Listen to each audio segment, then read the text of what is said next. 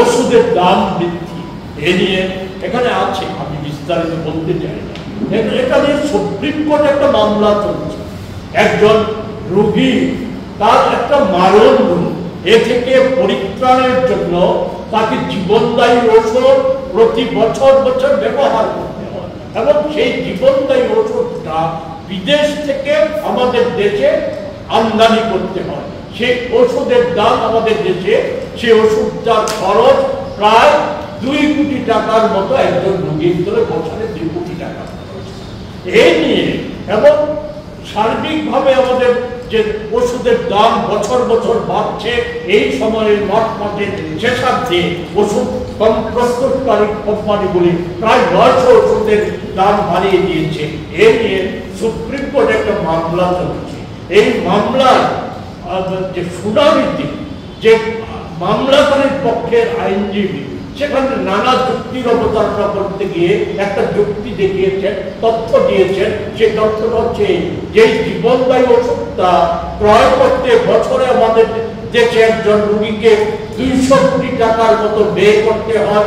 সেই জীবনদায়ী ওষুধটা আমাদের পার্শ্ববর্তী দেশ পাকিস্তানে এবং চীনে, সেই দেশের যে সেই রোগে আক্রান্ত রোগীরা অনেক স্বল্প মূল্যে সেই ওষুধটা।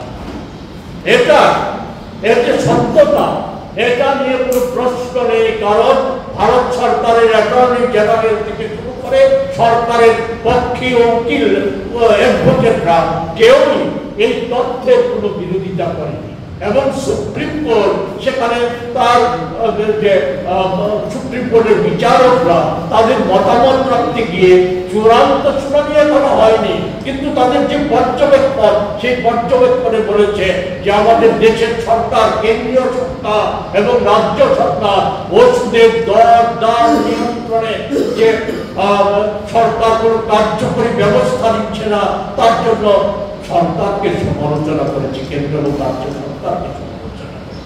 এই যে ওষুধের দাম বাড়লো, আমাদের ড্রাগ কন্ট্রোল কমিশন, স্বাস্থ্য দপ্তর, কেন্দ্রীয় সরকার, মোদিজি বা স্বাস্থ্যমন্ত্রী, তার কোনো বক্তব্য আছে? কারণ বক্তব্য রাখবে কি করে?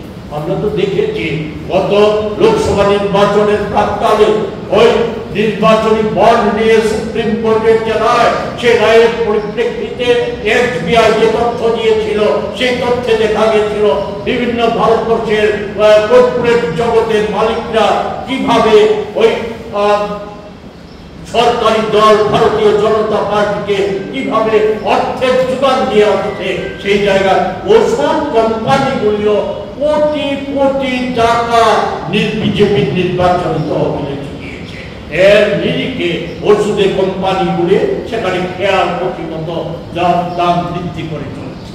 এক্ষেত্রে আমাদের এই আর্থিক যে আমাদের একটা ভয়ঙ্কর অবস্থা, দ্রব্যমূল্য বৃদ্ধি সহ আমাদের বেকারত্ব বৃদ্ধি, কৃষকদের আয় কমে যাওয়া, শ্রমিক ছাঁটাই, মজুরি কমে যাওয়া, এই সমস্ত অবস্থার মধ্যে আমাদের দেশে যুগ হয়েছে। আমাদের দেশে যে বর্তমান সময়ে ট্রাম্প আমেরিকার প্রেসিডেন্ট হওয়ার পর আমাদের দেশের সরকারের যে ট্রাম্পের সাথে সখ্যতা করার যে নীতি, এর ফলে আমরা দেখছি একদিকে দেশের মান সম্মান এ সমস্ত যেমন বিসর্জন দিয়ে দিচ্ছে, তেমনি আমাদের দেশের অর্থনীতিকেও বিপর্যয় টেনে আনতে সাহায্য করছে। আমি সেই প্রসঙ্গে আমি শুধু একটা কথাই বলতে চাই যে ট্রাম্পের বন্দনা করতে গিয়ে, ট্রাম্পকে সন্তুষ্ট করতে গিয়ে মোদিজি গুগল ট্যাক্স, যে আন্তর্জাতিক ক্ষেত্রে বৈদেশিক সংস্থাগুলির গুগল ট্যাক্স গত 1 এপ্রিল থেকে 6% কমিয়ে দিয়েছে। আমেরিকা একতরফাভাবে আমাদের দেশেও আমেরিকার আমাদের দেশের পণ্য যা আমেরিকার পণ্য যা আমাদের দেশে আছে, তার উপর আমেরিকা সেখানে শুল্ক বাড়িয়ে দিয়েছে, 26% শুল্ক বাড়িয়ে দিয়েছে। এটা সত্ত্বেও মোদিজি আমাদের দেশের বাণিজ্য মন্ত্রী, বিদেশ মন্ত্রী নীরব ভূমিকা পালন করছে, অথচ চীন সহ অনেক ছোট বড় দেশ পাল্টা পদক্ষেপ হিসাবে তাদের পণ্যের উপরও তারা ট্যাক্স আমেরিকাতে যে সরবরাহ করে তার উপর ট্যাক্স বাড়িয়ে দিচ্ছে, কিন্তু ভারত সরকার নীরব ভূমিকা পালন করছে। এই জায়গায় দাঁড়িয়ে আমরা এ কথাটা বলে আমাদের বিষয়টাকে আমরা আজকে লিখিতভাবে দেওয়ার বিষয়টাকে আমরা শুধু সংযোজন করার ক্ষেত্রে এই কথাটাই বলতে চাই। আমাদের দেশে সম্প্রতি 10 দিনের ব্যবধানে যে ওষুধের মূল্য বৃদ্ধি এবং গতকাল যা আজ থেকেই চালু হয়ে গেছে রান্নার গ্যাসের সিলিন্ডার পিছু উজ্জ্বলা যোজনা সহ গ্যাস সিলিন্ডারের দাম 50 টাকা বৃদ্ধি এবং সিএনজি গ্যাসে 1 টাকা বৃদ্ধি, পেট্রোল ডিজেলে 2 টাকা করে শুল্ক বৃদ্ধি, যা আগামী দিনে পেট্রোল পণ্যের দাম বা খোলা বাজারে দাম বৃদ্ধি প্রায় নিশ্চিত। এই জায়গাতে শুধু এক কথাটাই বলবো যে এটা হচ্ছে যে খাতে নুন ছিটিয়ে দেওয়ার মতো অবস্থা ভারতবাসী হয়েছে মধ্য দিয়ে। এর মধ্যে যুগ হয়েছে আমাদের দেশে বিনিয়োগকারীরা জানেন এগুলি নিয়ে বলতে চাই না, বিদেশি বিনিয়োগ তুলে নিয়ে যাচ্ছে। এতে নতুন মাত্রা যুগ হয়েছে। গতকাল আমাদের শেয়ার বাজার থেকে 20 লক্ষ কোটি টাকা উদ্ধার হয়। এসব ক্ষেত্রে মোদীজি নীরব। সেই জায়গায় দাঁড়িয়ে আমাদের দেশের প্রথিত যত অর্থনীতিবিদরা ভারতের জাতীয় কংগ্রেস গত বাজেট অধিবেশনের প্রাককালে প্রাক বাজেট আলোচনায় অধিবেশনে উপস্থিত করার চেষ্টা করেছিল ভারতীয় অর্থনীতিকে পুনরুদ্ধারে, ভারতের শ্রমজীবী মানুষ, বেকার, মধ্যবিত্ত কৃষক, জনসাধারণকে রক্ষার্থে বিকল্প অর্থনীতি গ্রহণের ক্ষেত্রে 1991 সালে আমাদের দেশে গৃহীত পদক্ষেপগুলি এবং 2004 সাল থেকে 14 সাল পর্যন্ত গৃহীত পদক্ষেপগুলিকে লক্ষ্য রেখে আমাদের দেশের অর্থনৈতিক নীতি প্রণয়ন করা, আমাদের দেশ পরিচালনা করার ভূমিকা নেওয়া, এই ক্ষেত্রগুলিকে এই কথাগুলিকে অবজ্ঞা করা হচ্ছে।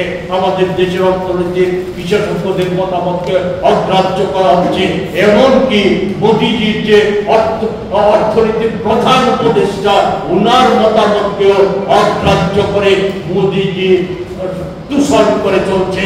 আমাদের তার বন্ধু আদানি আম্বানি সহ আমাদের দেশের যে অল্প সংখ্যক মানুষ, সেই মানুষের যে মুনাফা কর্পোরেট জগৎ, তাদের মুনাফাকে স্ফীত করার জন্য এসবের প্রতিবাদে, এই মূল্য বৃদ্ধিজনিত অবস্থার প্রতিবাদে জাতীয় কংগ্রেস দেশব্যাপী যে অন্যান্য যে জরুরি কর্মসূচির না এই ক্ষেত্রে কর্মসূচি গ্রহণ করতে চলছে। আমাদের রাজ্য প্রদেশ কংগ্রেস আমরা আন্দোলন সূচি জারি রাখবো। এই আন্দোলন সূচিকে সহায়তা করার জন্য প্রচার মাধ্যমের মধ্য দিয়ে আমরা রাজ্যবাসীর কাছে আবেদন করব, দল মত নির্বিশেষে সকলকে এই যে পণ্য মূল্য বৃদ্ধি জনিত যে সমস্যা, ওষুধের মূল্য বৃদ্ধি জনিত যে সমস্যা, এর প্রতিবাদে ঐক্যবদ্ধ আন্দোলন করে